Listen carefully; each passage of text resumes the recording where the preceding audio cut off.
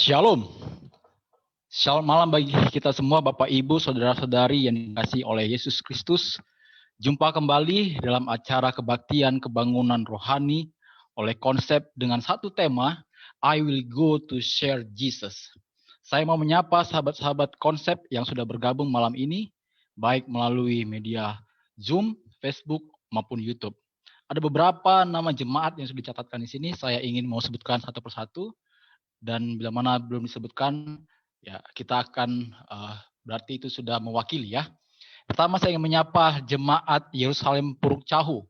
Selamat datang, selamat bergabung. Kemudian jemaat Baiwangi, jemaat Asem Bagus, jemaat Kanaan Palangkaraya, cabang Sahabat Immanuel, Jabiran dan Sebaru. Jemaat Bojonegoro, jemaat Tuban, jemaat Hacienda, jemaat Pare, jemaat Waldensia Bontang, jemaat Cirebon, kemudian distrik Tiban Batam Center, jemaat Rajani Tiban, jemaat Spero Immanuel, dan cabang Sekolah Sahabat Bukit Sinai, dan seluruh siswa-siswi perguruan Advent Cirebon yang bergabung mengikuti rangkaian ibadah KKR malam ini. Malam ini merupakan malam ketiga, itu artinya kita akan mengakhiri 3 malam yang sudah kita ikuti, dan terima kasih kepada Bapak Ibu, saudara-saudara kasih Tuhan yang sudah mengikuti dengan setia dari malam ke malam.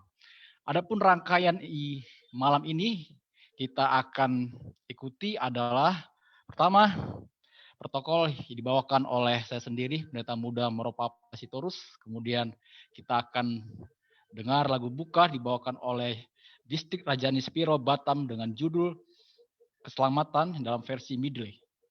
Lalu doa buka nanti akan disampaikan oleh Ibu Pendeta Widi Cahyono, kemudian kesaksian jemaat oleh Mas Budi dari jemaat Puri Anjesemoro, lalu kesaksian Ibu Pendeta dibawakan oleh Ibu Pendeta Michelle Huta Barat, lalu lagu spesial oleh Seperdes Konsep.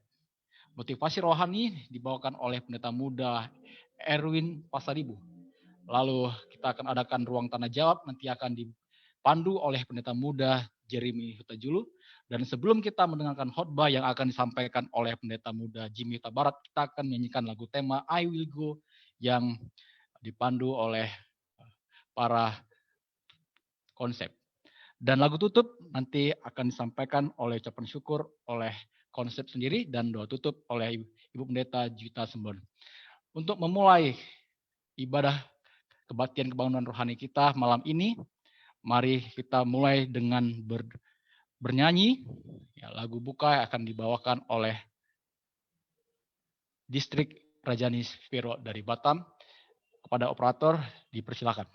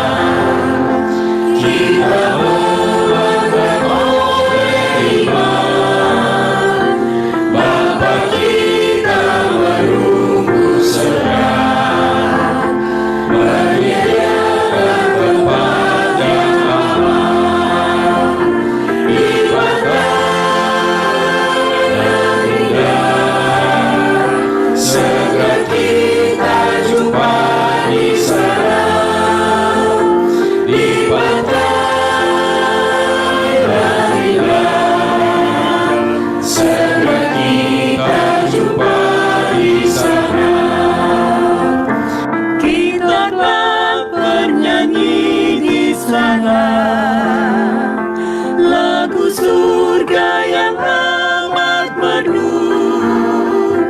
Jiwa kita selalu gembira, karena maut tak lagi menyentuh.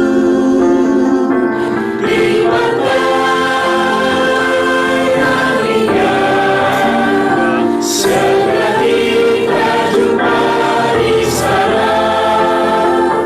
Di mata yang indah, segera kita jumpa di sana. Segera kita jumpa di sana. Kristus telah selamatkan.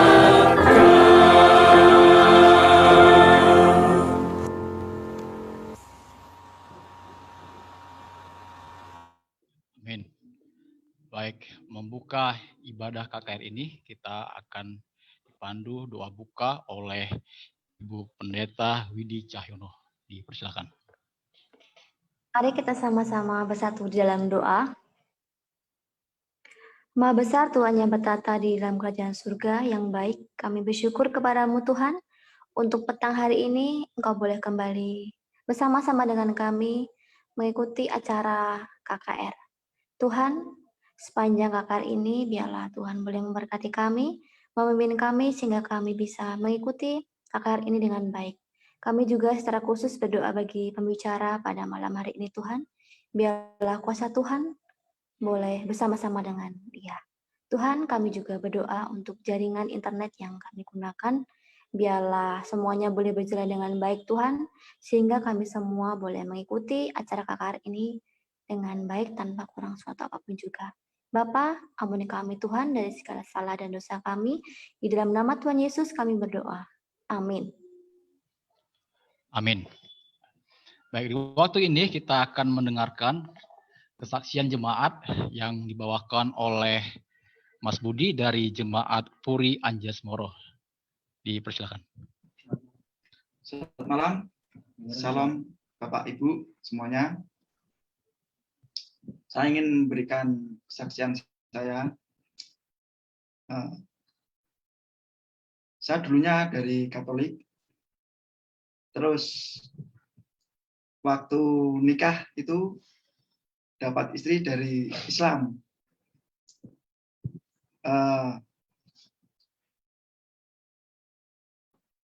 Terus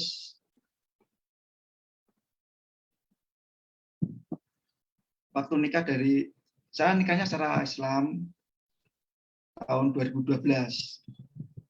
Saya mengalami kekosongan dalam keimanan saya karena saya merasa telah meninggalkan Kristus. Terus hampir 8 tahun saya mengalami pergumulan dalam kerohanian saya. Setelah itu saya mendapatkan anak yang kedua. Istri saya dilawat sama Tuhan Yesus hampir 3 kali lewat mimpi. Terus istri saya tanya sama saya, Mas, saya kok lewat mimpi sama Tuhan Yesus. Saya bilang, berarti Tuhan Yesus telah memilih kamu, Ma. Kamu harus ikut sama Tuhan Yesus. Karena yang bisa memberi keselamatan hanya ada di dalam Tuhan Yesus. Setelah itu, saya mencari jawaban. Saya ke gereja Katolik, tapi romo setempat tidak ada. Sampai 3 kali saya ke situ, ke gereja Katolik, tapi saya nggak pernah dipertemukan sama romo yang ada di situ. Terus saya berpikir lagi, terus saya berdoa, Tuhan, tolong pertemukan saya dengan hamba Tuhan yang bisa memberi petunjuk Saya terus berdoa. Terus saya tidak sengaja itu buka channel YouTube, itu ada, dari situ ada sahabat solusi 24 jam, itu ada nomor WA-nya. Terus saya save nomor WA tersebut, saya hubungi, saya diperkenalkan sama Ibu Eka dari Jakarta. Saya kenal sama beliau itu hampir 2 bulan. Terus beliau minta KTP saya, suruh difoto. Terus KTP saya foto, saya kirimkan lewat WA. Selang 2 minggu, kemudian ada jemaat Advent dari Mataram yang ada di Semarang itu melawat saya di rumah. Terus saya ajak diskusi, gini-gini, dia ngasih saran. Bapak Ibu kalau mau ke gereja Advent, di situ ada pendeta yang bisa diajak konsultasi. Habis Car Free Day hari Minggu itu, saya sama istri sama anak menyempatkan ke gereja Puri Anjas Moro. Saya dipertemukan sama Bapak Pendeta Dedi Panjaitan. Di situ istri saya dikasih nasihat mengenai mimpi tersebut. Terus saya tertarik masuk ke gereja Advent tersebut. Nah, sedangkan istri saya tuh masih agak bimbang sekarang. Tapi saya percaya pasti Tuhan Yesus akan menarik istri saya akan menjadi pengikut Kristus. Ya, setelah Bapak Dedi pindah ke Jogja, di sini ada Bapak Pendeta Alek yang membimbing saya. Kalau Tuhan mengizinkan bulan Juni ya Pak, bulan Juni saya bisa dibaptis di gereja Advent sini.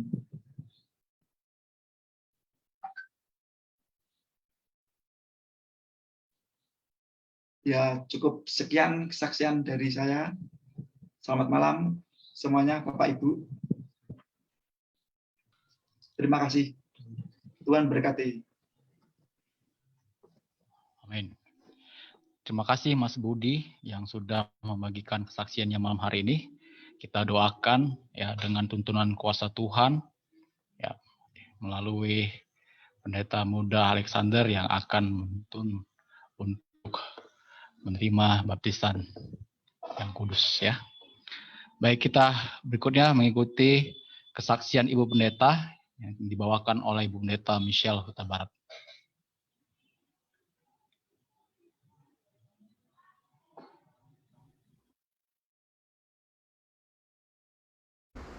Shalom, selamat malam. Perkenalkan, nama saya Michelle Huta Barat, Boru Tauruk. Saya menikah dengan hamba Tuhan Pendeta Muda Jimmy Huta Barat. Dan saat saya menikah dengan Jimmy, dia sedang melayani di Jemaat Jaka Sampurna Bekasi. Kami bersuka cita karena Jemaat Jaka Sampurna selalu mendoakan dan mendukung kami. Sehingga 1,5 bulan setelah menikah, Tuhan meletakkan janin di rahim saya. Dan 2 bulan setelah dinyatakan hamil, Tuhan memanggil kami untuk melayani di DSKT, Daerah Sumatera Kawasan Tengah, lebih tepatnya Jemaat Minas Pekanbaru Riau. Kami menyambut panggilan Tuhan dengan sukacita, dan melayani di Minas adalah suatu pengalaman yang luar biasa. Di sana, kami diberikan kesempatan untuk melayani orang-orang di gereja maupun tetangga-tetangga di sekitar gereja. Karena pastori yang lama sudah tidak layak huni lagi, maka kami bekerja sama menyatukan hati agar pastori yang baru dapat dibangun. Puji Tuhan, dalam 2 bulan pastori sudah rampung. Kamar mandi gereja juga sudah lebih baik dan dapat digunakan dengan nyaman oleh anggota jemaat. Dalam gereja kami rindu bila mana anak-anak boleh memiliki Pathfinder Club. Maka orang tua bersatu hati berusaha supaya anak-anak punya tabungan sehingga mereka bisa bikin seragam, punya kegiatan seperti camping, atau kelas kemajuan, dan lain-lain. Puji Tuhan juga kami diberikan kesempatan untuk melayani tetangga, khususnya anak-anak tetangga. Kami suka kumpul setiap sore, belajar matematika, belajar bahasa Inggris, belajar piano, bahkan berbagi cerita Alkitab. Seru banget, saya nggak bisa lupakan betapa indahnya masa-masa bersama anak-anak itu. Meskipun dalam masa pelayanan di sana ada juga kedukaan yang menghampiri keluarga kami. Anak yang saya kandung, Tuhan izinkan untuk saya lahirkan secara normal, dan Tuhan izinkan kami juga untuk menguburkan anak kami beberapa jam setelah dilahirkan. Sedih, iya pasti, tapi tidak boleh berlangsung lama. Karena saya ingat sekali perkataan Jimmy, dia bilang, sepertinya nggak mungkin kita melayani dan juga kita tidak mungkin bekerja kalau kita nangis atau terus nangis, terus sedih-sedih terus.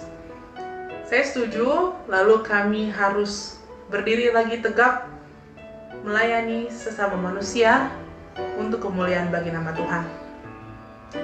2 tahun terasa singkat, lalu kami dipanggil kembali untuk melayani di Pulau Batam, lebih tepatnya Jemaat Rajani dan Spero Immanuel. Saya ingat sekali waktu pertama kali sampai itu hari Jumat pertama di bulan Maret tahun 2020. Hari Sabatnya kami bergereja di Rajani, dan Sabat depannya kami bergereja di Spero Immanuel. Setelah itu gereja pindah ke Zoom atau ke Hope Channel. Rasanya sih agak kesel dan bingung. Saya bilang sama Tuhan, Tuhan, kami harus kayak gimana?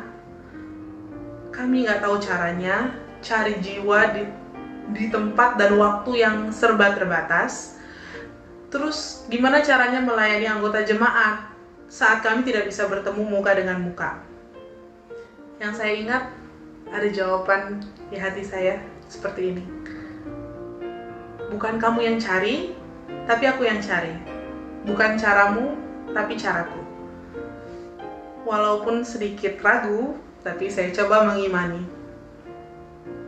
Benar saja, melalui anggota jemaat Rajani dan juga anggota jemaat Spero Immanuel, Tuhan mengarahkan dan mengirimkan jiwa-jiwa yang rindu untuk belajar Alkitab. Lalu Tuhan memberikan kami kesempatan untuk belajar melayani anggota jemaat melalui media virtual. Memberikan kami kesempatan untuk belajar mengedit video, membuat musik secara virtual, sehingga kami dapat melayani anggota jemaat walaupun tidak bertatap muka secara langsung. Kami puji Tuhan karena anggota jemaat pun sangat mengerti dan sangat mensupport. Sampai tiba suatu saat, bulan Oktober tahun 2020, saya ingat sekali, saya mulai gedek dan cemburu karena Jimmy setiap hari Senin akan bertemu dengan teman-temannya di konsep secara virtual. Saya juga pengen ketemu sama orang teman-teman saya, tapi umumnya semua sibuk dan waktunya yang kurang cocok. Jadi nggak bisa reguler. Makanya karena saya kesel, saya pergi naik motor ke satu tempat makan. Saya bilang sama Tuhan di jalan, Tuhan, saya mau me time, biarlah Jimmy dengan teman-temannya, saya juga mau punya waktu untuk diri saya sendiri. Sesampainya di tempat makan itu,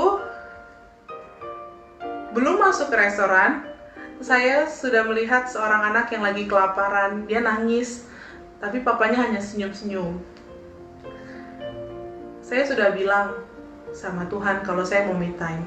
Jadi, dalam hati saya itu ada perdebatan. Saya bilang sama Tuhan, Tuhan, saya mau me time. 1 kali aja. 1 kali ini aja. Boleh nggak saya nggak harus memikirkan orang lain? Boleh nggak saya nggak harus melayani orang lain? 1 kali ini aja. Please. Lalu Saya sangat ingat jawaban yang muncul di hati dan pikiran saya adalah seperti ini. Me time? Kamu sudah memberikan hidupmu untuk pelayanan, so it's my time. Lalu saya lemas mendengar bisikan suara itu, lalu saya balik badan, saya keluar dari tempat makan. Untung saya belum order, saya keluar dari tempat makan, lalu saya bertemu dengan bapak tadi dan anaknya. Pertama-tama mereka memang menolak untuk diajak makan sama-sama, tapi karena anaknya udah lapar banget, jadi akhirnya kami makan sama-sama. Dan kami berbicara, ngobrol, akhirnya kami pun menjalin persahabatan sampai pada hari ini. Puji Tuhan, Bapak itu selalu datang ke tempat kami dan kami juga selalu menyempatkan pergi ke tempat Bapak itu. Dan semenjak saat itu, saya dan Jimmy punya ritual untuk selalu membungkus makanan ekstra dan dibagikan kepada siapa saja yang kami temui di jalan, yang kami rasa memerlukan. Supaya tidak hanya kami saja yang merasakan berkat Tuhan, tapi orang lain pun dapat merasakan hal yang sama. Dan semenjak saat itu, saya tahu segala sesuatunya adalah milik Tuhan. Saya sadari bahwa segala sesuatunya adalah milik Tuhan. Karena rencana bukanlah rencana saya, itu rencana Tuhan. Pekerjaan adalah bukan pekerjaan tangan saya, tapi pekerjaan tangan Tuhan. Waktu bukan waktu saya, tapi milik Tuhan. Bahkan anak pun tidak sepenuhnya milik saya, tapi sepenuhnya milik Tuhan. Satu hal yang saya percaya bahwa Tuhan sangat mengasihi saya dan Dia akan memberikan yang terbaik bagi saya sesuai dengan rencananya. Tolong doakan saya agar tetap setia di dalam Tuhan, agar dapat mengasihi Tuhan sampai kedatangannya yang kedua kali. Selamat malam, Tuhan memberkati.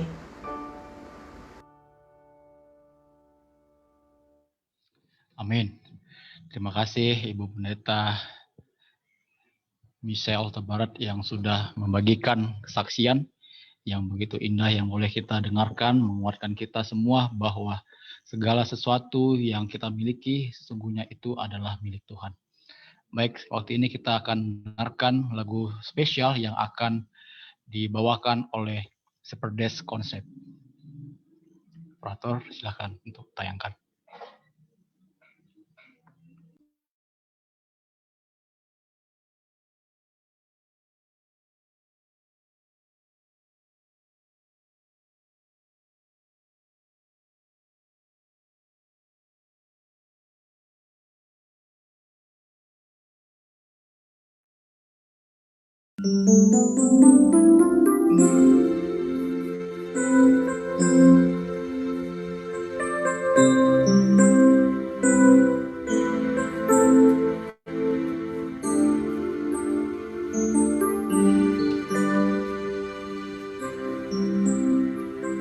Love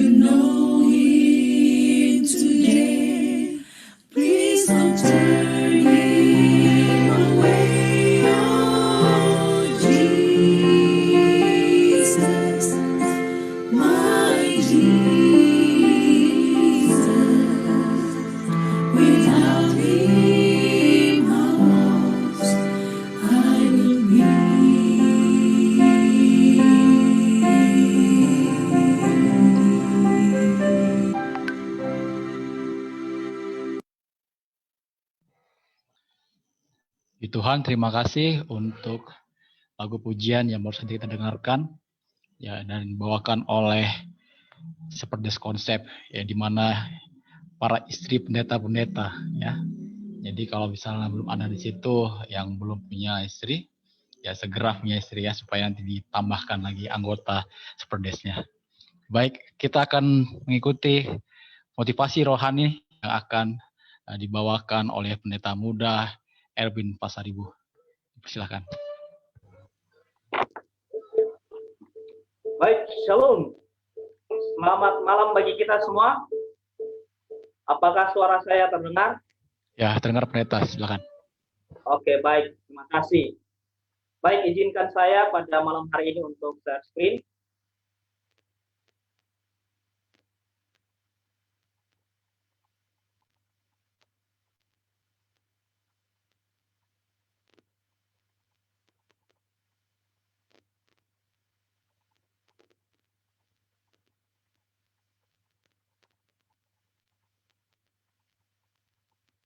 Baik, apakah sudah terlihat screen-nya Pendeta Maro? Ya, sudah terlihat. Sudah. Silakan, lanjutkan. Oke, baik. Terima kasih. Baik, judul motivasi kita pada malam hari ini yang diberikan bagi saya adalah Never Give Up. Jangan pernah menyerah. Saudara yang dikasihi oleh Tuhan, ungkapan never give up ini seringkali ditujukan kepada orang-orang yang patah hati, atau bahkan orang-orang yang sedang menghadapi masalah, orang-orang yang sedang menghadapi kesulitan. Tujuannya adalah agar orang tersebut menjadi lebih bersemangat dan bahkan tidak putus asa di dalam menghadapi masalah yang mereka sedang alami. Pada malam hari ini kita akan belajar bagaimana kita menghadapi masalah dan bagaimana kita tidak menyerah dengan apa yang sedang kita alami. Sekalipun itu sulit, kita harus berjuang dan bahkan kita harus tetap semangat untuk menjalani akan hari-hari kita.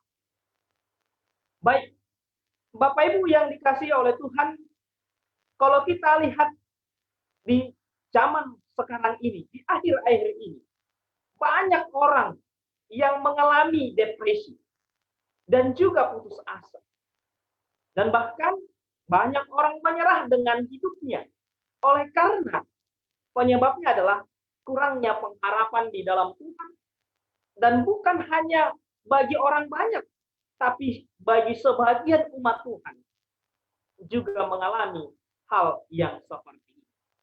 Apalagi kalau kita lihat di saat ini, di mana pada 1 tahun belakangan ini kita dilanda pandemi yang begitu luar biasa, menyebabkan banyak masalah di dalam kehidupan kita.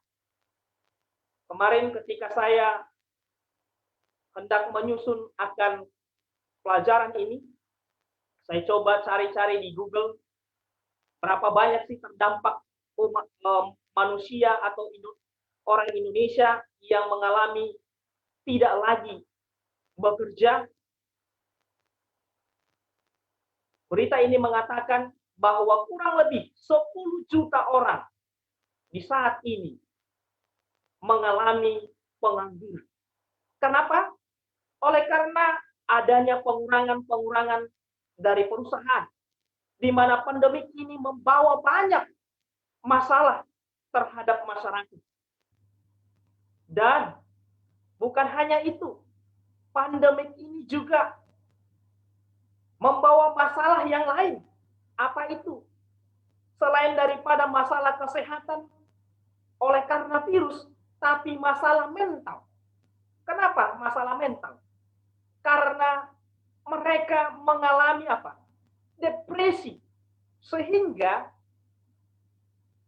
banyak orang yang mengalami masalah mental, ketakutan, dan bahkan tidak lagi punya pengharapan, menyerah dengan kehidupannya. Dan kalau kita lihat di mana kasus COVID semakin banyak. Kemarin saya lihat update-nya kurang lebih 1,5 juta yang sudah terpapar oleh COVID-19. Dan bukan hanya itu, yang meninggal sudah hampir 40.500 orang banyaknya. Luar biasa. Inilah yang menyebabkan lagi ketakutan yang luar biasa. Bahkan banyak orang tidak pun sakit, tidak pun dia kena COVID, tapi karena dia sudah flu, maka dia akhirnya tambah parah. Karena apa? Karena tadi ada penyakit pikiran yang mengikutinya, kekhawatiran yang mengikutinya. Sehingga banyak orang akhirnya tidak lagi punya pengharapan dan menyerah dengan kehidupan. Sekarang pertanyaannya bagi kita, apakah kita akan menyerah dengan hal ini semua? Tentu, sebagai umat-umat Tuhan, kita tidak perlu menyerah. Kalau kita lihat, ibadah pun kita harus lewat online seperti ini. Tidak lagi bisa bersalaman. Tapi, apakah kita perlu menyerah? Tentu tidak. Pada malam hari ini kita mau belajar dari pengalaman seorang hamba Tuhan yang bernama Joshua, di mana Tuhan sampaikan kepadanya melalui hambanya Musa. Ketika Musa hendak mati, Tuhan memilih Joshua untuk menjadi penggantinya. Dan apa yang disampaikan oleh Musa kepada Joshua dalam Ulangan 31 ayat yang ke-6, firman Tuhan berkata bagi kita pada malam hari ini, kuatkan dan teguhkanlah hatimu, janganlah takut dan janganlah gemetar karena mereka. Sebab Tuhan Allahmu, dialah yang berjalan menyertai engkau. Ia tidak akan membiarkan engkau dan tidak akan meninggalkan engkau. Saudara yang dikasihi oleh Tuhan, bagaimana kita supaya kita tidak menyerah dengan keadaan kita, dengan masalah yang kita hadapi, dengan pergumulan yang kita hadapi? Yang pertama, melalui pengalaman Joshua dan juga pengalaman Musa, disampaikan kepada kita pada malam hari ini, kita perlu menguatkan hati kita. Yang kedua adalah janganlah takut, janganlah gemetar, karena apapun yang kita hadapi. Kenapa?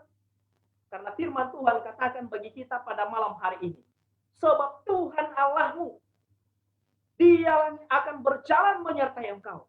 Tuhan yang berjalan bersama dengan kita, tidak akan membiarkan kita dan tidak akan meninggalkan kita. Hal ini Musa sampaikan kepada Joshua yang muda. Dan kalau kita baca kembali di ayat yang ke-7 dalam Ulangan 31, kembali ditekankan kepada Joshua oleh Tuhan bahwa dia perlu menguatkan hatinya untuk apa? Untuk menerima tanggung jawab itu. Untuk bersemangat, pantang menyerah. Sekalipun dia tahu bangsa yang akan dia pimpin, bangsa Israel adalah bangsa yang tegar tengkuk. Tapi Tuhan katakan, jangan pernah menyerah. Atau never give up. Dan kalau kita lihat, sekali lagi Tuhan sampaikan kepada Joshua. Di dalam Joshua 1 ayat yang ke-9. Dikatakan demikian. Bukankah telah kuperintahkan kepadamu? Kuatkan dan teguhkanlah hatimu. Janganlah takut, janganlah kecut, dan tawar hati. Sebab Tuhan Allahmu menyertai engkau, kemanapun engkau pergi. Saudara yang dikasihi oleh Tuhan, Tuhan kembali tekankan kepada Joshua. Untuk apa? Tidak takut menghadapi masalah. Tidak takut menghadapi bangsa itu. Bahkan tidak takut bukan hanya menghadapi bangsa itu, tapi bangsa-bangsa yang lain yang ada di depan mereka. Dan bahkan pergumulan-pergumulan mereka ke depan. Jangan pernah takut. Jangan pernah kecut. Kenapa? Karena ada Tuhan yang menyertai mereka. Begitu juga dengan kita pada malam hari ini. Tuhan menyertai kita dalam masalah kita, dalam pergumulan kita. Dan Alkitab memberikan banyak motivasi bagi kita. Pengharapan bagi kita untuk bangkit, untuk tidak menyerah dengan kehidupan kita. Di dalam Mazmur 28 ayat 7 katakan, Tuhan adalah kekuatanku dan perisaiku. Kepadanya hatiku percaya, aku tertolong. Sebab itu beria-ria hatiku. Dan dengan nyanyianku, aku bersyukur kepadanya. Saudaraku dalam Tuhan, Tuhan adalah kekuatan kita. Jangan pernah menyerah. Never give up. Teruslah berjuang. Teruslah berjalan bersama dengan Tuhan. Karena Tuhan bersama dengan kita. Karena apa? Karena segala perkara dapat kutanggung di dalam Dia yang memberi kekuatan kepadaku. Jadi segala perkara, apapun masalah kita dapat tanggung. Karena Tuhan memberikan kekuatan bagi kita pada malam hari. Sebagai kesimpulan bagi kita, bagaimana kita supaya kita tidak menyerah. Jangan pernah takut dengan masalah yang kita hadapi. Yang kedua, kuatkan teguhkan hatimu ketika kita menghadapi masalah. Yang ketiga, jangan pernah kecut dan tawar hati, tapi percayalah kepada Tuhan dengan segenap hatimu. Maka Tuhan akan bersama dengan kita. Kenapa? Karena segala perkara yang sedang terjadi bagi kita dapat tanggung di dalam Tuhan yang memberi kekuatan bagi kita pada malam hari. Inilah menjadi motivasi kita pada malam hari ini. Tuhan Yesus memberkati kita. Amin. Amin. Terima kasih Pendeta Edwin Pasaribuh yang telah memberikan motivasi rohani pada malam hari ini. Kiranya apa yang telah kita dengar menjadi kekuatan baru kepada kita ketika kita menghadapi masalah, kesulitan, dan lain sebagainya. Mengingat selalu bahwa Tuhan selalu ada bersama dengan kita. Saat ini kita akan mendengarkan ruang tanya jawab. Dilihat sedikit bahwa tadi saya sampaikan yang membawa adalah Pendeta Muda Jeremy, tapi yang bawa sesuai dengan jadwal yaitu Pendeta Muda Matias Tani. Dan waktu ini kita akan dengarkan tanya jawab yang akan dipandu oleh Pendeta Muda Matias Tani. Dipersilakan. Baik, shalom, selamat malam untuk kita semua. Saya yakin dan percaya bahwa kita tetap bersemangat ya untuk mendengarkan firman Tuhan, bahkan mengikuti kebaktian kebangunan rohani ya. Sudah malam yang ketiga, saya percaya semua kita pasti diberkati dengan berkat-berkat rohani yang sudah kita dapatkan. Baik, pada malam ini jika ada pertanyaan yang mau ditanyakan sementara kita membuka ruang tanya jawab ini, boleh ditanyakan. Namun untuk sementara ada dua pertanyaan yang sudah masuk kepada saya. Dan pada malam ini saya coba untuk menjawab. Saya tahu bahwa ada banyak pandangan untuk menjawab kedua pertanyaan ini. Tetapi pada malam ini saya mencoba untuk menjawab sesuai dengan apa yang dikatakan oleh Alkitab. Baik, pertanyaan pertama yang saya dapatkan. Saya mau bertanya Pak Pendeta. Saya susah untuk mengampuni. Bagaimana caranya untuk mengampuni? Karena setiap kali melihat orang yang membuat kesalahan kepada saya, hati saya selalu muncul rasa untuk membencinya, bahkan tidak mengampuni ya. Dan ini pertanyaan yang luar biasa ya. Pertanyaan sederhana, tetapi untuk melakukan ini bukan hal yang biasa. Ini hal yang luar biasa. Kita harus bisa kalahkan rasa ego kita untuk apa? Bisa mengampuni orang lain ya. Dan seperti pembicara pada kemarin malam, yang disampaikan firman Tuhan oleh Pendeta Muda Ricky Moal, bahwa pembaruan itu dimulai dari dalam hati. Ya. Bagaimana saya bisa mengampuni orang lain? Itu dimulai di dalam hati. Ya. Dan Alkitab juga selalu menuntun kita untuk pergi kepada sumbernya, pergi kepada asal mulanya. Ya. Makanya kalau kita lihat Amsal pasal 4 ayat 23 mengatakan apa? Jagalah hatimu dari segala kewaspadaan, karena dari situlah terpancar apa? Kehidupan. Ya. Jadi sesuai dengan pekabaran kemarin malam dikatakan bahwa dengan mengetahui banyak kebenaran, belum tentu kita berkenan kepada Tuhan. Ya. Kalau kita belum apa? Diperbaharui hati kita. Saya boleh baca Alkitab ya dari awal sampai selesai, tapi kalau hati saya belum diperbaharui, maka boleh jadi sifat yang ditanyakan ini, susah mengampuni, ini saya masih miliki. Ya, jadi kita boleh lihat bersama ya. Kenapa? Kenapa saya katakan malam ini kita perlu pergi ke dalam hati atau mulai dari dalam hati ya. Karena kalau kita baca ketika Tuhan mengutus Samuel untuk memilih raja menggantikan Raja Saul, maka Tuhan katakan kepada Samuel, manusia melihat apa? Manusia melihat apa yang di luar, tetapi Tuhan melihat apa? Hati. Ya. Penilaian Tuhan itu langsung kepada sumber, ya, yaitu hati kita. Ya. Kalau hati kita baik, maka tentu kita akan memiliki satu sifat suka mengampuni. Ya. Dan juga saya mau bagikan ya ayat yang terakhir untuk pertanyaan pertama. Yeremia 29 ayat 11. Yeremia 29 ayat 11 memberikan kita informasi sedikit bahwa Allah kita selalu memiliki sesuatu yang baik di dalam pikirannya. Dia katakan apa? Aku ini mengetahui rancangan mengenai kamu. Dan rancangan mengenai kita adalah rancangan damai sejahtera. Dengan kata lain, Allah tidak pernah merancangkan rancangan kejahatan kepada manusia. Pertanyaannya, aplikatif malam ini. Seberapa banyak di antara kita sering memikirkan hal yang buruk kepada orang lain? Tidak usah jawab saya, kita berdoa dalam hati, jawab dalam hati kita masing-masing.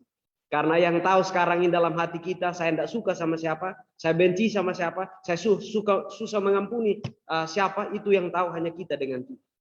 Untuk itu malam ini, bagaimana caranya saya bisa mengampuni? Kita perlu diperbarui hati kita. Bagaimana caranya?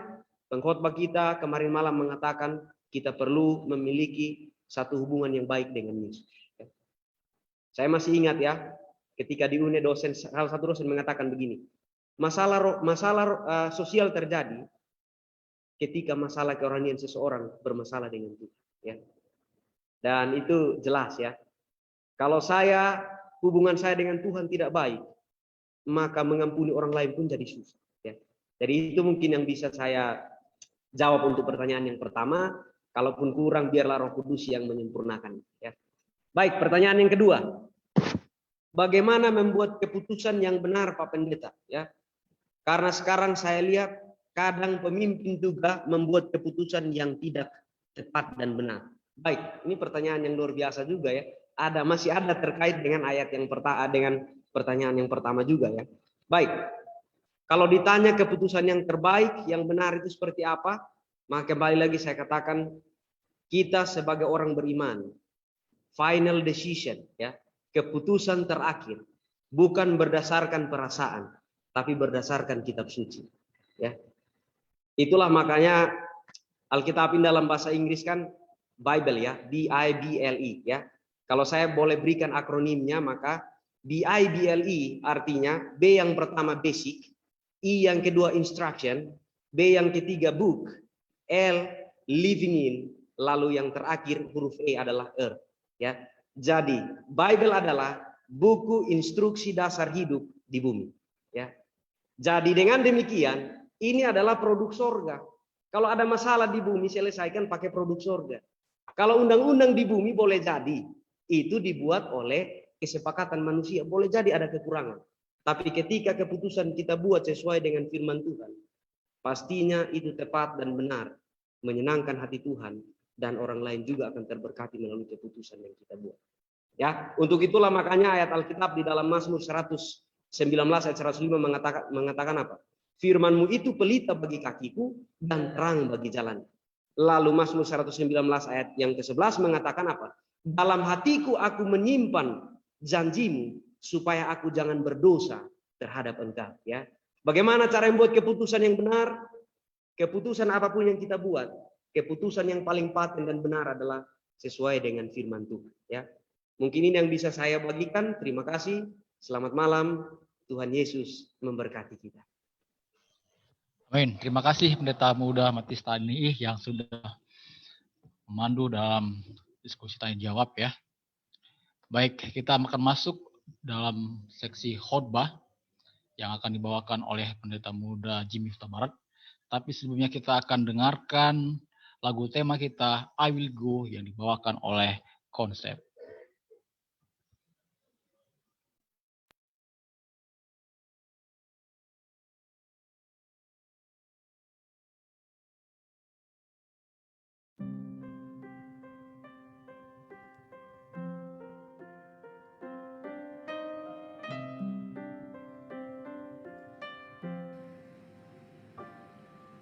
Ku dengar suara Yesus panggil, ku jawab ku kan pergi, ku lihat jiwa yang bersedih, ku jawab ku kan pergi.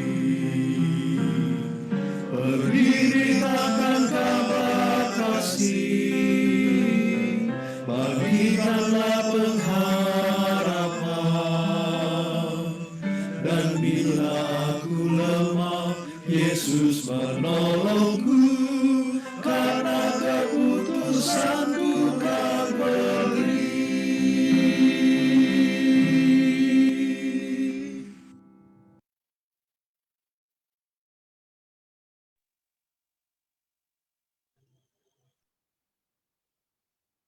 Mari kita berdoa. Ya Tuhan Allah Bapa kami di sorga, terima kasih malam ini kami masih dapat bertemu di virtual Zoom untuk melanjutkan malam KKR kami di malam yang terakhir, malam ketiga ini. Kiranya Roh Kudus Tuhan menguasai hamba-Mu yang menyampaikan firman-Mu pada malam ini, sehingga kami yang mendengarkan akan berubah di dalam kehidupan kami semakin dekat kepada Tuhan. Di dalam nama Yesus kami berdoa. Amin. Baik, selamat malam saudara-saudara kasih dalam Tuhan. Apakah kedengaran jelas suara saya? Ya, kedengar Pendeta, jelas. Baik, Silakan. terima kasih Pendeta Marositorus, sahabat saya dari Medan, ketemu di Unai, lalu sekarang di Cirebon ya, melayani. Baik, pada malam hari ini saya akan membawakan firman Tuhan untuk kita. Maka dengan demikian saya coba untuk share screen.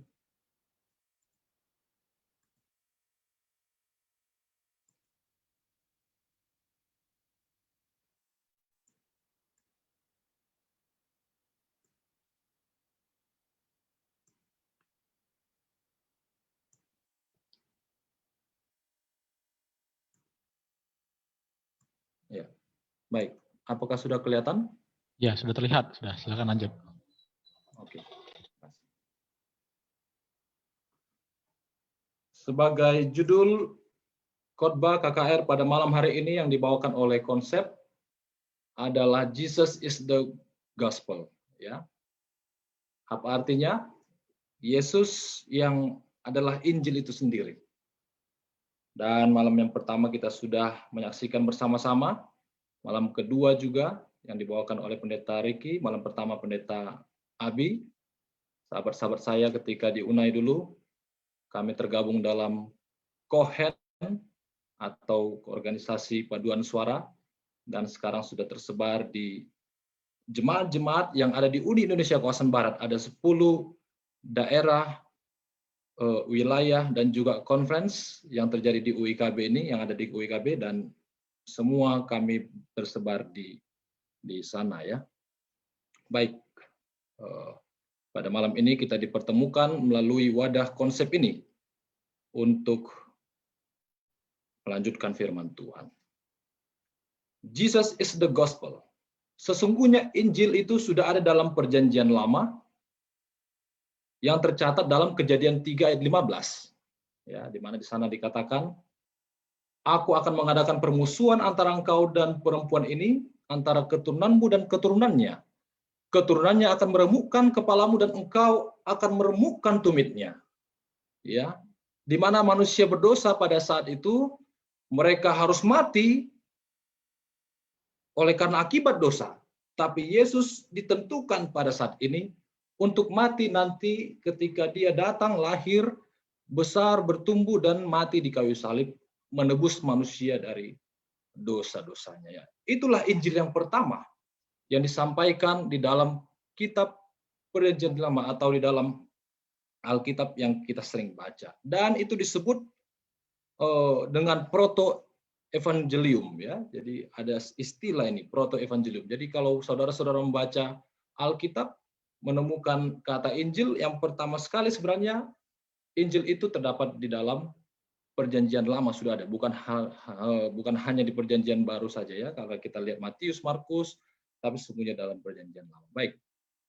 Injil itu sendiri di dalam bahasa Greka atau Yunani disebut evangelion, ya, yang diartikan sebagai a good message atau sebuah pesan yang baik atau kabar baik. Dalam perjanjian baru ini ditulis oleh 4 orang yang bernama Matius, Markus, Lukas, dan Yohanes, dan keempatnya hidup pada masa di mana Yesus hidup juga di dunia. Keempatnya sama-sama menuliskan tentang kehidupan Yesus, menjadi saksi hidup ketika Yesus berada di dunia ini. Dan mereka membukukannya dalam kitab yang mereka tulis sendiri sesuai nama-nama mereka, ya, Matius, Markus, Lukas, dan Yohanes. Namun sekalipun demikian, dalam keempat buku Injil, nama Yesuslah yang sebenarnya ditinggikan dan yang menjadi fokus utama di sana. Ya, jadi pembahasan Matius bukan tentang dirinya, tapi tentang Yesus. Begitu pula dengan Markus sampai dengan Yohanes. Di dalam Matius pasal yang keempat, ini adalah kata Injil yang pertama sekali terdapat di dalam perjanjian baru. Disebutkan di sana, Yesus pun berkeliling di seluruh Galilea. Ia mengajar dalam rumah-rumah ibadat dan memberitakan Injil, ya, evangelion tadi. Injil kerajaan Allah, serta melenyapkan segala penyakit dan kelemahan di antara bangsa itu. Nah, lihat bagaimana Yesus memberitakan Injil dengan cara melakukan mujizat. Ya. Oh, saudara-saudara, di dunia sekarang ini terjadi banyak sekali kehancuran dan bahkan ada perang, wabah, dan lain sebagainya. Lalu Injil seperti apa yang harus kita sampaikan? Ya. Yaitu Injil tentang Yesus Kristus, di mana kebaktian kerohanian ini, kebangunan rohani ini adalah temanya adalah I will go to share Jesus. Ya, aku akan pergi untuk memberitakan Yesus. Yesus yang mana? Yesus yang adalah gospel itu, Yesus yang adalah Injil itu. Kemana kita akan pergi? Ke dunia yang sedang rusak ini, ke dunia yang sedang dipenuhi oleh wabah ini. Bagaimana caranya, saudara-saudara? Apakah dengan membawa Alkitab? Ya, Alkitab seperti ini. Sehingga kepada siapapun kita pergi langsung ceramah, kasih ayat Alkitab, kepada siapa mereka kita datangi, baca ini Bu, baca ini Pak, baca ini Dek, atau Kak, dan lain sebagainya. Kita harus belajar dari kehidupan Yesus. Yesus tidak pernah bawa Alkitab kemana dia pergi. Yesus membawa hidupnya. Hidupnya yang dipenuhi oleh rasa kasih yang begitu besar kepada manusia ciptaannya. Tetapi pada hari Sabat barulah Yesus membuka Alkitab di rumah ibadah, ya. Jadi di dalam kehidupan kita, saudara-saudara, banyak kita yang sedang melakukan terbalik dengan pelajaran kita sekarang, ya. Kalau kita datang ke gereja beribadah, di situ kita bawa handphone, bawa tab, ya. Sementara Yesus di rumah ibadah buka Alkitab. Nah, kalau kita pergi keluar langsung menceramai orang dengan Alkitab. Nah, ini kehidupan yang terbalik-balik, ya. Yesus menginjil, membawa kuasa sorga kepada orang yang didatangi, membagi makanan bagi mereka yang lapar, menyembuhkan orang yang sakit, mengadakan mujizat, mengunjungi mereka yang sedang tidak memiliki pengharapan, yang berada dalam penjara yang sedang mengalami kesusahan, mencari solusi apa yang bisa dilakukan bagi mereka yang membutuhkan pertolongan. Bukan hanya sekedar bawa Alkitab firman Tuhan, khotbahkan orang untuk segera bertobat tanpa mengadakan jangkauan di dalam kebutuhan akan hidupnya. Sebelum menyampaikan Alkitab, adakan terlebih dahulu pelayanan kasih. Perkenalkan Yesus yang adalah Injil itu kepada orang lain, kepada dunia, kepada siapapun kita pergi. Dengan perlakuan kasih yang Yesus ajarkan kepada manusia. Ya, jadi Yesus is the gospel, dia adalah Injil itu yang harus kita sampaikan kepada orang, tapi dengan cara Yesus sendiri. Bagaimana dia melakukan tindakan-tindakan Injil itu kepada manusia. Matius 14 ayat 14 dikatakan, ketika Yesus mendarat, ia melihat orang banyak yang besar jumlahnya, maka tergeraklah hatinya oleh belas kasihan. Saudara-saudara lihat, kata tergeraklah oleh belas kasihan ini sangat banyak dalam Perjanjian Baru. Dan ini sering sekali dirasakan oleh Yesus ketika melihat orang banyak yang ada baik di tepi danau, baik yang ada di gunung dan dimanapun.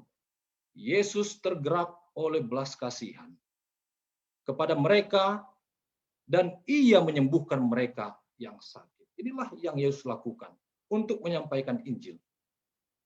Menyembuhkan orang sakit, orang yang lumpuh, dia sembuhkan, adakan mujizat supaya orang itu berjalan. Mengajar orang-orang yang ada di mana saja berada, ya, baik di Bait Suci, di Yerusalem, di mana saja, ya, di Yudea, di Samaria, dan di seluruh tempat di mana ketika Yesus hidup di dunia pada saat itu. Dan yang Yesus ajarkan adalah apa yang ia hidupkan, bukan mengajarkan apa yang dia tidak lakukan. Nah, ini sering sekali menjadi praktek kita di dalam mengajar, mengajarkan apa yang tidak kita lakukan. Yesus dekat dengan orang-orang miskin dan orang-orang yang tawar hati.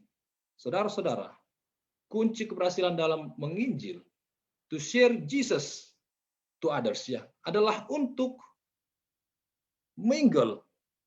Kita bisa diterima di semua kalangan, baik kalangan yang hebat, bahkan juga masuk kepada kalangan-kalangan yang remuk hatinya, miskin, yang tawar hati, untuk bisa mereka menerima Injil itu. Memberikan makan kepada orang banyak, ya, dibanding dengan hanya memberikan orang firman Tuhan. Tadi istri saya sudah kesaksiannya, memberikan makan. Kami sering, saudara-saudara, kalau pergi kemana-mana, kita sisakan satu makanan untuk kalau ada orang yang kami lewati, maka bisa berbagi dengan mereka. Bukan karena kita punya banyak uang, tapi memang di dalam keterbatasan pun kita dapat juga membagi apa yang kita miliki kepada orang lain. Inilah yang harus kita tiru. I will go to share Jesus is the gospel. Sehingga siapapun yang kita temui, mereka akan merasa Yesus sedang menjenguk mereka. Ya. Kita yang datang, tapi mereka melihat ada semacam orang yang tidak pernah mereka bayangkan yang menjenguk mereka. Mereka akan merasa ada hadirat Allah yang sedang mendatangi mereka. Ya. Tidak kemudian kita menjadi orang yang membawa malapetaka kepada orang yang kita temui. Tidak kemudian kita datang kepada seseorang dan terjadi ketidakdamaian dalam hidup orang itu. Di mana kita pergi, harus ada orang-orang yang merasa bahwa Tuhan sedang menjenguk mereka dan berdoa memperhatikan mereka kemana kita pergi. Baik, pada malam ini kita akan membahas kisah bagaimana Andreas menemukan Injil itu lalu membagikannya. Di dalam Yohanes pasal 1. Suatu ketika Yesus dibaptis oleh Yohanes Pembaptis di Sungai Yordan. Ya, Yohanes 1 ayat 31 sampai 33. Ceritanya adalah Yesus datang ke Sungai Yordan dan di dalam Yohanes 1:31 demikianlah firman Tuhan. Dan aku sendiri pun mula-mula tidak mengenal dia, kata Yohanes. Tetapi untuk itulah aku datang dan membaptis dengan air, supaya ia dinyatakan kepada Israel. Jadi Yesus di sini memberi dirinya untuk dibaptis oleh Yohanes Pembaptis. Layaknya orang biasa yang lain datang ke Sungai Yordan itu untuk dibaptis, Yesus pun melakukan hal yang sama. Tetapi tidak banyak orang yang mengetahui bahwa inilah Yesus, Sang Injil itu yang adalah Juru Selamat itu. Dan akhirnya setelah dibaptis, Yesus keluar dari air.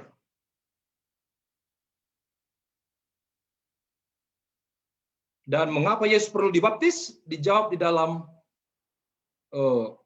buku Kerinduan Segala Zaman. Dikatakan di sana. Yesus menerima baptisan bukannya sebagai pengakuan kesalahan atas perbuatannya sendiri. Ia menyamakan dirinya dengan orang yang berdosa, mengambil langkah yang harus kita ambil, serta melakukan pekerjaan yang wajib kita lakukan. Saudara-saudara, Yesus itu dibaptis bukan karena dia melakukan banyak dosa-dosa yang ada di dalam dunia ini, ya, berzina, mencuri, membunuh, tidak. Dikatakan bahwa bukan karena melakukan itu, karena memang Yesus tidak berdosa. Tapi supaya apa? Dia harus mengambil itu agar melakukan pekerjaan itu, ya, yang wajib dia kerjakan, menyamakan dirinya dengan orang berdosa, supaya menjadi apa? Menjadi contoh bagi orang yang hidup, agar mereka pun dibaptis ketika mereka bertobat. Ya. Keesokan harinya, kembali Yohanes berdiri di tempat di mana ia biasa membaptis orang bersama dengan murid-muridnya, ya, di dalam Yohanes 1:35. Jadi sebelum Yesus memiliki murid, Yohanes Pembaptis terlebih dahulu yang mempunyai murid. Namanya Yohanes Kekasih dan Andreas. Dalam ayat 37 Yohanes pasal 1. Dan di sana mereka melihat Yesus kembali datang ke tempat itu. Jadi setelah dibaptis, besoknya datang lagi Yesus. Sementara itu murid-murid Yohanes Pembaptis melihat. Apa perkataan Yohanes Pembaptis kepada murid-murid Yesus ketika melihat Yesus? Inilah perkataannya. Yohanes 1:36. Dan ketika ia melihat Yesus lewat, ia berkata, lihatlah anak domba Allah sedang lewat di depan kita.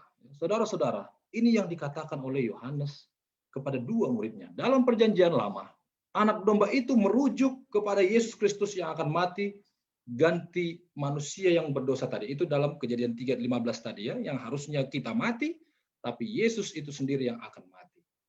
Diberikan sini sebagai pemahaman kita dalam cerita Ishak, ya, dan juga Abraham. Lalu berkatalah Ishak kepada Abraham, ayahnya, "Bapa." Saud Abraham, "Ya anakku," bertanyalah ia, "di sini sudah ada api dan kayu, tapi di manakah anak domba untuk korban bakaran itu?" Ayat 8. Saud Abraham, "Allah yang akan menyediakan anak domba untuk korban bakaran baginya anakku." Demikianlah keduanya berjalan bersama-sama. Jadi Tuhan menyediakan anak domba. Dan memang anak domba itu ada di antara semak-semak pohon itu. Tuhan menyediakannya. Anak domba dipersembahkan kepada Tuhan sebagai permohonan supaya dosa Israel dihapus dan supaya Tuhan menyertai mereka. Ini di dalam perjanjian lama. Dan darah anak domba itu melambangkan pelepas bagi bangsa Israel dari tanah Mesir dalam kitab Keluaran. Jadi ini juga ada di dalam pembahasan konsep saudara-saudara tentang makna daripada perjanjian. Nanti saudara-saudara bisa membuka YouTube konsep, lihat di sana tentang pembahasan-pembahasan ini agar lebih dimengerti. Baik. Dan peristiwa itu semua merujuk kepada darah Yesus yang nantinya akan tercurah di kayu salib. 1 Petrus 1:19. Melainkan dengan darah yang mahal, yaitu darah Kristus yang sama seperti darah anak domba yang tak bernoda dan tak bercacat. Mengertikah murid-murid Yohanes Pembaptis akan perkataan yang dikatakan oleh Yohanes itu? Apa perkataannya? Lihat anak domba Allah. Siapa anak domba Allah? Apa itu arti anak domba Allah? Ucapan Yohanes Pembaptis itu menggetarkan hati murid-muridnya. Murid-murid Yohanes Pembaptis tidak mengerti apa makna anak domba Allah itu. Dan Yohanes pun tidak menjelaskan apa artinya kepada mereka. Karena apa? Karena keberadaan Yesus pada zaman ketika dia ada di dunia, saudara-saudara, itu tidak diperhatikan oleh orang-orang bahwa dialah sang juru selamat. Sehingga orang mempertanyakan dan bahkan tidak menganggap dia. Dan kalau kita baca Yohanes 1:31 dikatakan di sana, dan aku sendiri pun mula-mula tidak mengenal dia. Tapi untuk itulah aku datang dan membaptis dengan air supaya ia dinyatakan kepada Israel. Lihat, Yohanes Pembaptis pun tidak tahu ini siapa yang akan datang. Jadi memang ini semua adalah hal yang tidak diketahui banyak orang, tapi nanti lama-kelamaan akan. Baik, apa yang dilakukan oleh murid-murid Yohanes Pembaptis, Andreas dan Yohanes? Ayat 37. Kedua murid itu mendengar apa yang dikatakannya itu, lalu mereka pergi mengikut dia. Jadi setelah Yohanes Pembaptis mengatakan, lihat ini anak domba Allah. langsung mereka pergi untuk mengikut Yesus.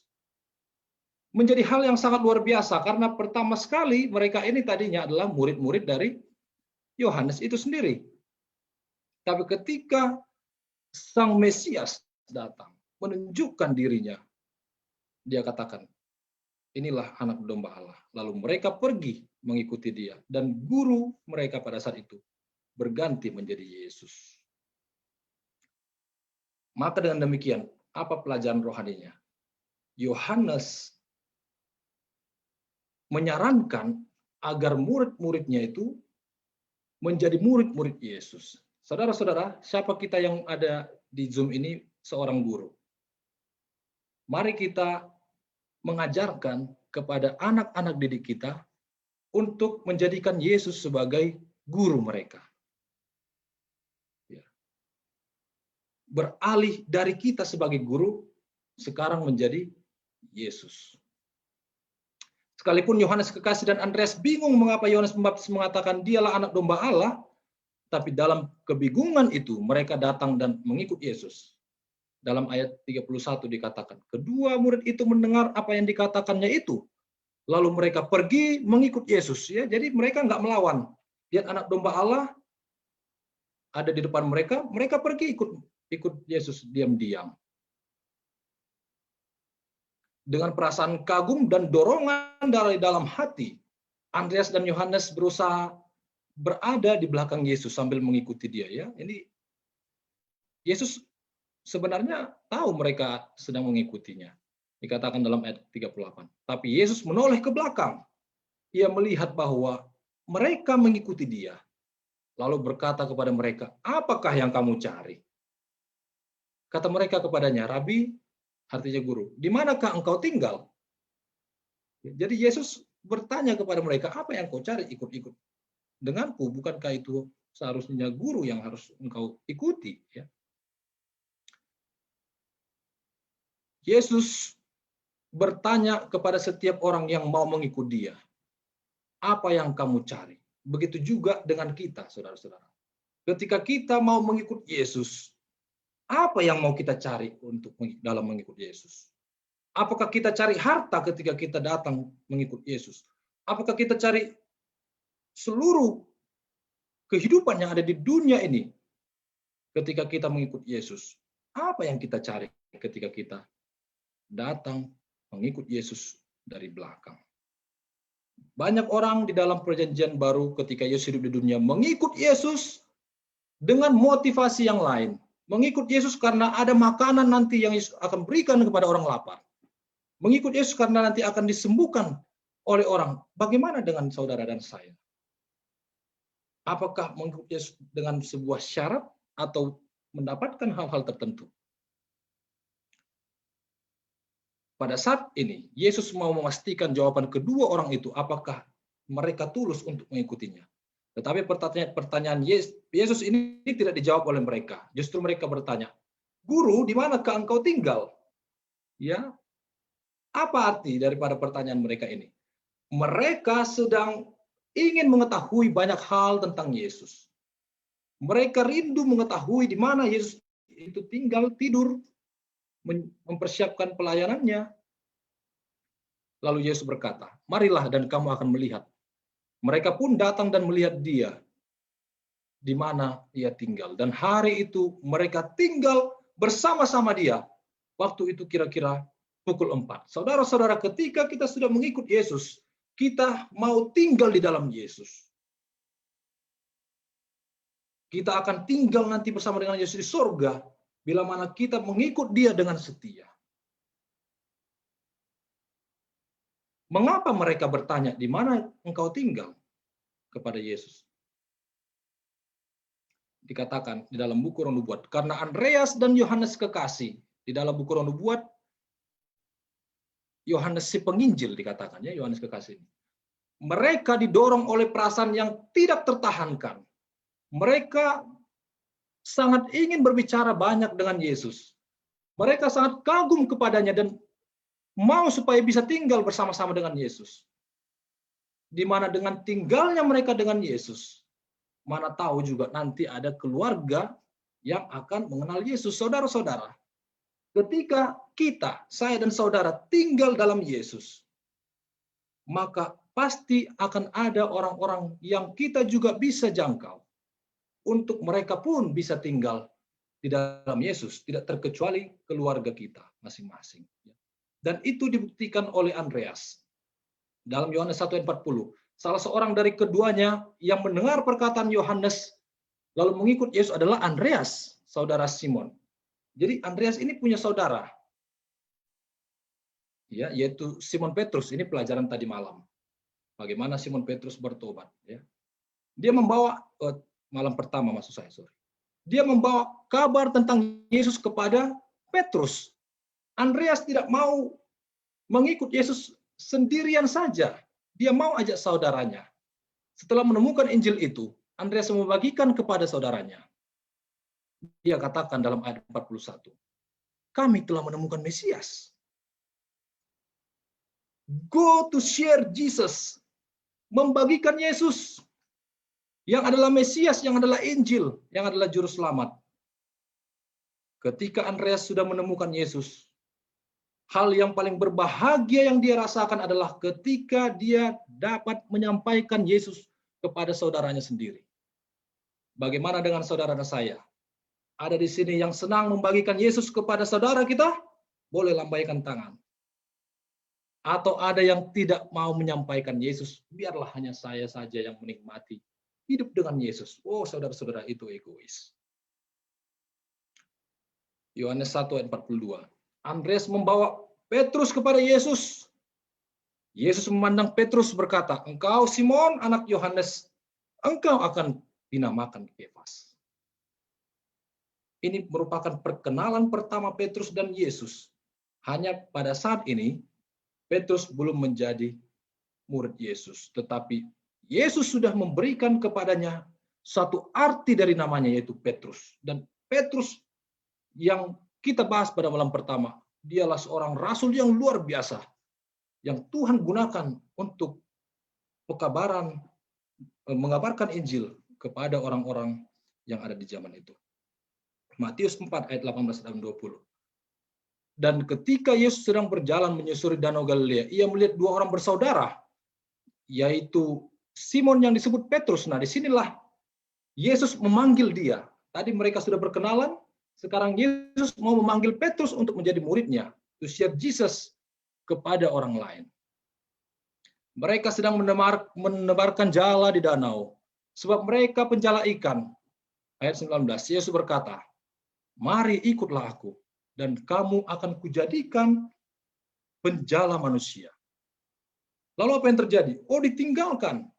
Lalu mereka pun segera meninggalkan jalanannya, mengikut dia. Mengikut Tuhan untuk menceritakan tentang kabar baik. Menceritakan kabar keselamatan Injil yang adalah Yesus Kristus itu sendiri.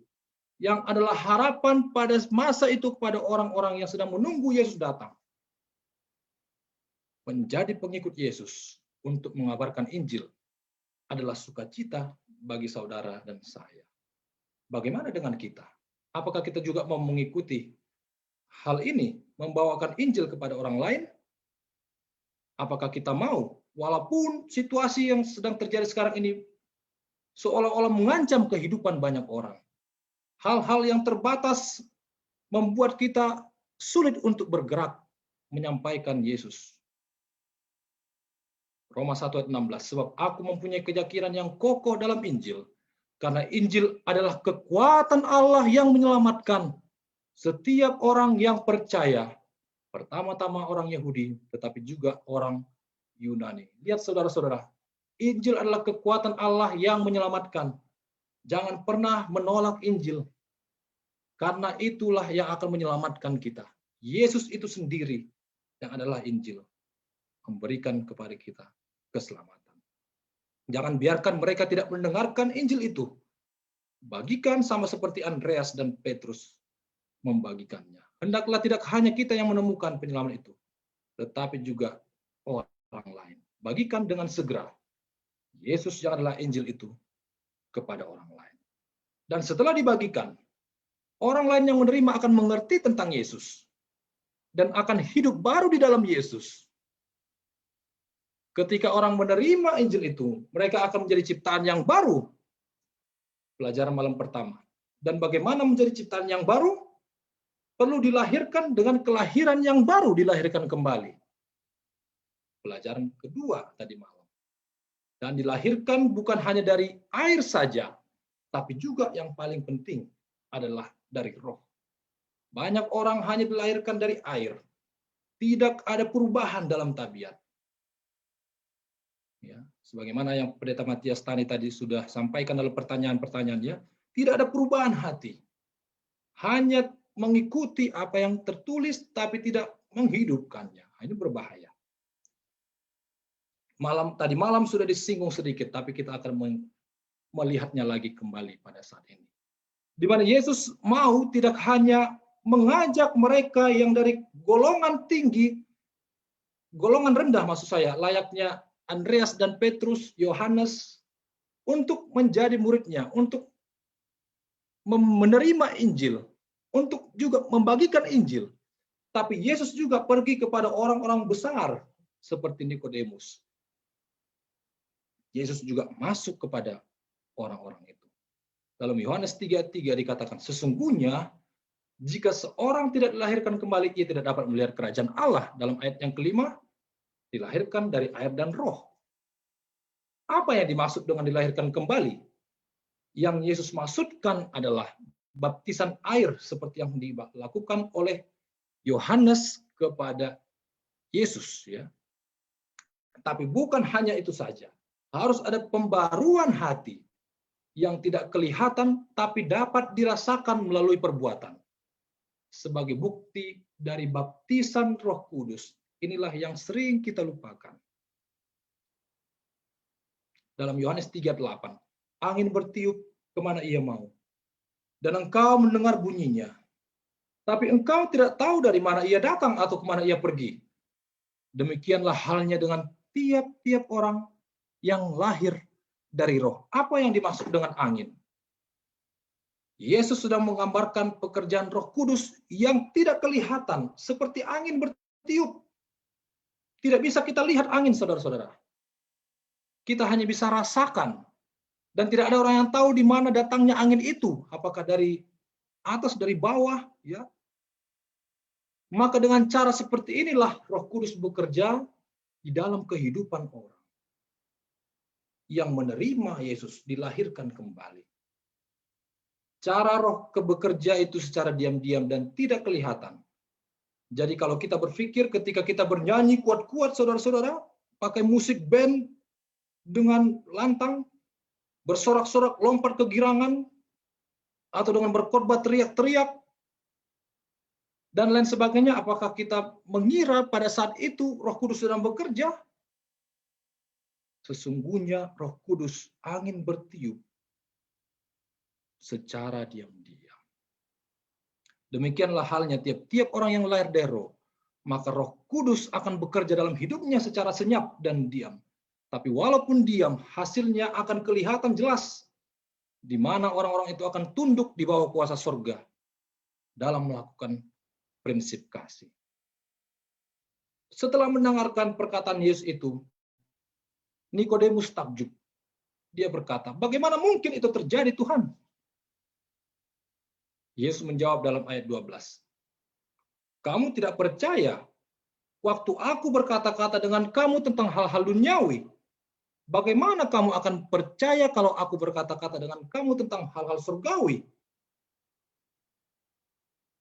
Memang pembicaraan malam itu membuat Nikodemus bingung total, saudara-saudara. Dan Yesus sebenarnya mau menyatakan bahwa setiap orang harus memahami apa itu pekerjaan Injil di dunia ini. Kalau tidak, maka orang itu tidak dapat mengerti tentang pekerjaannya di dalam kerajaan surga. Dan hanya rajin memelihara kesucian lahiriah saja, tapi melalaikan kesucian hati dengan hanya menurut hukum saja namun melanggar prinsip kasih, belumlah dilahirkan kembali secara roh. Itu terjadi karena Nikodemus ini, dia adalah seorang yang terdidik. Dia adalah seorang pembaca tulisan-tulisan perjanjian lama. Tapi dalam membaca kitab suci, hatinya gelap. Tetapi sekarang ia mulai mengerti sedikit demi sedikit akan maknanya. Setelah Yesus Sang Injil itu dengan panjang lebar menyatakan prinsip yang benar kepada Nikodemus pada tengah malam itu. Dan sama seperti Musa meninggikan ular di padang gurun, demikian juga Anak Manusia harus ditinggikan. Yesus mau mengarahkan Nikodemus bahwa akulah itu. Sang Injil itu yang akan ditinggikan itu. Yang akan memberikan kepada Nikodemus satu kehidupan yang baru. Jikalau ia mau dilahirkan kembali. Sehingga pemahamannya sekarang ini tidak tertutup lagi. Dan terbuka oleh dorongan Roh Kudus. Dan akan memberikan kuasa di dalam hidup Nikodemus. Ayat 15-18. Yesus menceritakan kepada Nikodemus tentang apa tujuannya datang ke dunia ini. Ayat yang sangat terkenal. Supaya setiap orang yang percaya kepadanya beroleh hidup yang kekal. 16. Karena begitu besar kasih Allah akan dunia ini, sehingga ia telah mengaruniakan anaknya yang tunggal, supaya setiap orang yang percaya kepadanya tidak binasa, melainkan beroleh hidup yang kekal. Inilah yang disampaikan Yesus kepada Nikodemus, dan kita sampaikan kepada semua orang yang ada di dunia ini, agar setiap orang yang percaya tidak binasa, tapi justru mendapatkan kehidupan bersama dengan Yesus dalam kerajaan surga. Ayat 17, sebab Allah mengutus anaknya ke dalam dunia bukan untuk menghakimi dunia, melainkan untuk menyelamatkannya. Barang siapa percaya kepada dia, ia tidak akan dihukum. Lihat ini kasih Tuhan yang sudah ada sejak Kejadian 3 ayat 15 tadi. Tuhan datang. Akulah itu yang akan mati nanti, kata Yesus kepadanya. Ayat 19, dan inilah hukuman itu. Terang telah datang ke dalam dunia, tapi manusia lebih menyukai kegelapan. Manusia lebih suka berbuat jahat, membenci terang. Ayat 21, tapi barang siapa melakukan yang benar, ia datang kepada terang, supaya menjadi nyata bahwa perbuatan-perbuatannya dilakukan dalam Allah. Demikianlah Yesus menjelaskan tahap demi tahap kepada Nikodemus bagaimana seorang yang ingin mendapatkan Injil Kerajaan Surga itu harus melakukan seperti yang Yesus katakan. Dan di akhir kisah daripada kehidupan Nikodemus, Nikodemus menyimpan semua perkataan tengah malam itu di dalam hatinya. Dia belum bertobat. Dia pulang merenungkan firman itu dalam hidupnya setiap hari. Firman yang sangat menyentuh hatinya dalam kegelapan malam itu. Karena begitu besar kasih Allah. Sehingga Tuhan mengaruniakan anaknya dan memperoleh hidup yang kekal bagi mereka yang percaya. Itulah yang direnungkan Nikodemus terus. Sehingga pada saat Yesus mati, barulah Nikodemus sadar bahwa perkataan-perkataan itu tergenapi. Yesus ditinggikan di kayu salib layaknya ular.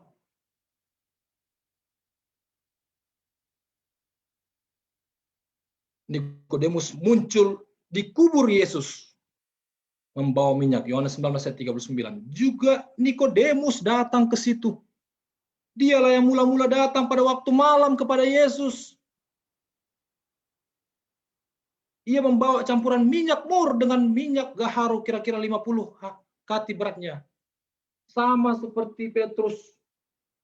Petrus pun diampuni oleh Tuhan ketika datang ke kubur Yesus. Nikodemus pun mau mengikut Yesus ketika dia datang ke kubur Yesus. Peristiwa kubur Yesus adalah peristiwa pertobatan luar biasa dalam kehidupan manusia. Bila mana kita menyadari Yesus sudah mati, saudara-saudara, kita pun benar-benar akan hidup di dalam Yesus untuk memberitakan kabar keselamatan Injil kepada orang-orang. Kerinduan segala zaman. 178. Setelah Yesus naik ke surga, apa yang terjadi dalam hidup Nikodemus? Yang tadinya dia malu memperlihatkan dirinya sebagai pengikut Injil itu. Yang tadinya dia malu bertanya bertemu dengan Yesus sehingga dia memilih malam-malam datang untuk bertemu dengan Yesus. Yang tadinya dia merasa ego karena dia seorang pemimpin Yahudi yang hebat, dia malu datang kepada Yesus yang hina. Tapi sekarang Nikodemus menyokong pekerjaan Injil, menggunakan kekayaannya untuk pelayanan jemaat Tuhan. Imannya teguh seperti batu karang. Akhirnya dia diolok-olok dan dihina oleh orang-orang seprofesinya, Sanhedrin ya. Bahkan dia juga dianiaya. Tetapi walau itu semua terjadi, ayat selanjutnya di dalam kutipan ini, ia tidak bimbang dalam imannya yang dia peroleh dari pertemuan tengah malam itu bersama dengan Yesus. Saudara-saudara, pertemuan malam ini mungkin saja kita bisa bimbang dan ragu. Apakah kita mau mengikut Yesus? Apakah kita mau digunakan untuk share Jesus? Tapi biarlah kiranya layaknya Nikodemus, ketika kita sadar bahwa Tuhan sudah mati bagi kita, kita pun mengambil langkah untuk bertobat dan mengikut Dia. Saya akan mengadakan panggilan, saudara-saudara. Maukah engkau menerima Yesus yang adalah Injil itu dalam dirimu, lalu dilahirkan kembali? Dan bukan hanya baptisan secara air, tapi juga baptisan Roh yang kudus, yang mengubahkan jiwamu, sehingga engkau akan mendapatkan Yesus itu di dalam kehidupanmu. Saya undang saudara-saudara yang berkomitmen untuk ini berdiri, sekalipun kita berada di tempat masing-masing, berbeda daerah, berbeda conference, dan berbeda wilayah. Nanti akan dituai di jemaatnya masing-masing ketika ada KKR penuaian yang akan diadakan di jemaat saudara. Maukah kita menjadi terang kepada orang lain, supaya orang melihat di dalam hidup kita ada terang Tuhan, menjadi berkat bagi orang lain, mengabarkan Injil Yesus, bukan hanya di dalam kehidupan kita, tapi juga memberikan itu di dalam kehidupan orang-orang yang ada di sekitar kita. Kiranya Tuhan menolong kita semua, memberkati, menyanggupkan kita. I will go to share Jesus. Jesus is the gospel. Injil yang menyelamatkan, memberikan kehidupan bagi setiap orang yang percaya. Tuhan memberkati kita semua. Amin. Amin. Puji Tuhan. Terima kasih untuk firman yang baru saja kita dengarkan, yang telah disampaikan oleh Pendeta Muda Jimmy Huta Barat. Biarlah apa yang telah kita dengar akan kita lakukan. Kita akan bagikan Injil kebenaran itu, yaitu Yesus sendiri. Baik, untuk menutup rangkaian ibadah KKR malam ini, kita akan mendengarkan lagu pujian, yaitu berupa lagu ucapan syukur. Sebelumnya kita akan mendengarkan respon yang akan disampaikan oleh Ketua Konsep, Pendeta Muda Ricky Moal. Baik, shalom, selamat malam Bapak, Ibu, Saudara yang dikasihi Tuhan. Pertama, saya ucapkan terima kasih kepada Pendeta Jimmy Huta Barat untuk pekabaran yang luar biasa, yang sangat menguatkan kita semua. Dan untuk beberapa waktu ke depan, izinkan kami untuk mengucapkan beberapa hal sehubungan dengan kebaktian, kebangunan rohani yang telah kita lakukan bersama selama 3 hari ini. Seperti yang sudah disampaikan Pendeta Maro tadi, dan juga pada hari pertama pembukaan Pendeta Pardosi telah sampaikan, ibadah KKR konsep ini juga sebenarnya adalah ucapan syukur, ucapan terima kasih kepada Tuhan, karena kami sungguh sangat merasakan berkat Tuhan. Namun sebelum itu, saya ingin menyampaikan terima kasih kepada Bapak Ibu Saudara yang sudah menyaksikan, jemaat-jemaat yang telah menyaksikan di Indonesia bagian Barat, bagian Tengah, bahkan di Indonesia Timur, mulai dari Sumatera, Jawa, Kalimantan, di Sumbawa, bahkan hingga Papua, dan sampai di Sabah, Malaysia. Sekali lagi terima kasih. Kami sangat menghargai waktu yang saudara berikan untuk boleh belajar bersama-sama. Mudah-mudahan saudara boleh terberkati. Dan kami juga bersyukur, berterima kasih untuk pujian-pujian dari setiap jemaat, kesaksian-kesaksian, dan juga motivasi, dan juga para pembicara, Pendeta Abi malam pertama, dan juga Pendeta Jimmy di malam yang terakhir ini. Dan kami juga tidak lupa berterima kasih kepada Pendeta Pardosi sebagai dosen kami ya, guru kami dulu waktu di UNAI, tapi sekarang juga tetap dan akan selalu juga menjadi guru pembimbing kami. Dan sahabat-sahabat pendeta lain, tim yang sudah bekerja, ada tim media yang bekerja di balik layar dengan kerja kerasnya, yang mungkin jarang kita lihat ya, tapi sebenarnya mereka yang paling sibuk. Ada pendeta Adrian Runesi, ada pendeta Jeremy Hutajulu, dan juga teman-teman pendeta yang lain. Terima kasih banyak. Dan saya mau cerita sedikit tentang konsep. Jadi sebagaimana kita tahu COVID ini masuk ke Indonesia dan akhirnya sampai harus ada lockdown dan segala macam mulai dari awal Maret 2020. Dan kami sungguh merasakan berkat Tuhan karena justru di ketika dalam kebingungan mau buat apa, mau pergi kemana, masih ada takut, nggak tahu harus buat apa, gereja harus tutup. Saya pribadi baru pindah ke jemaat yang baru 2 minggu gerejanya langsung tutup. Tapi puji Tuhan, tanggal 25 Maret kami boleh ada kelas yang pertama bersama dengan Pendeta Pardosi, lalu tepat hari ini 30 Maret adalah kelas yang kedua, sampai akhirnya siaran perdana, komitmen kami untuk melayani, untuk membagikan firman Tuhan, untuk membawa orang lebih dekat datang kepada Kristus, yaitu siaran perdana tanggal 18 Mei tahun 2020. Dan inilah rangkaian sebagai ucapan syukur selama 1 tahun Tuhan telah menyertai pelayanan ini. Dan Bapak Ibu Saudara, konsep Cohen Serve People punya 2 program sementara ini, yaitu diskusi sekolah Sabat tiap hari Senin mulai jam 6 sore, dan diskusi Alkitab live ya. Bapak Ibu bisa bertanya, berdiskusi, masuk di Zoom ataupun dari Facebook.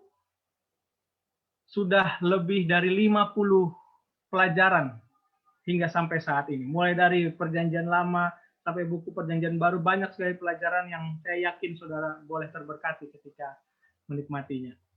Dan inilah juga bagian dari I will go ya. Saat kebingungan justru puji Tuhan kita sudah bisa go duluan waktu bulan Maret awal-awal itu ya. Masih dalam bingung tapi puji Tuhan, berkat Tuhan yang menuntun kita semua.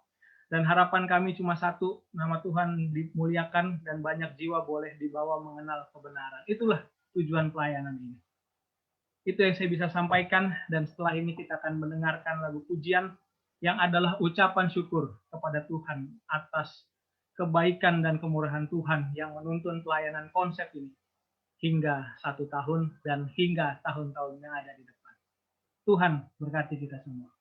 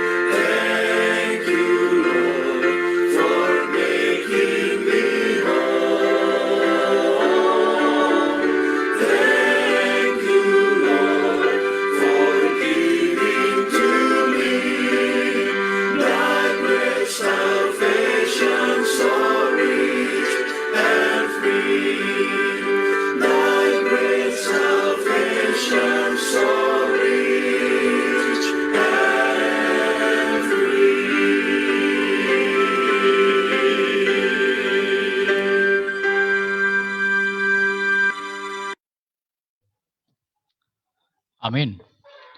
Ya, itulah merupakan sebagai lagu ucapan syukur kami kepada Tuhan, bagaimana Tuhan menyertai dalam pelayanan konsep. Baik, menutup rangkaian ibadah KKR malam hari ini dan mengaminkan firman Tuhan yang telah kita dengarkan, serta motivasi maupun tanya jawab, kita minta kesediaan Ibu Pendeta Juwita Simbolon untuk melayangkan doa tutup. Dipersilakan.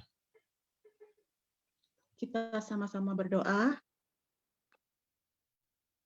Tuhan Bapa kami yang di surga, puji syukur kami ucapkan kepadamu Tuhan, karena begitu besar kasih karunia Tuhan kepada kami masing-masing, sehingga pada malam hari ini, malam terakhir KKR yang telah kami lalui, dari malam pertama, malam kedua, hingga malam ketiga, malam hari ini Tuhan, terima kasih atas firman yang sudah kami dengarkan. Biarlah melalui firman maupun motivasi yang sudah kami dengarkan dari malam ke malam sampai pada malam hari ini, biarlah itu Tuhan dapat kami lakukan dalam kehidupan kami masing-masing.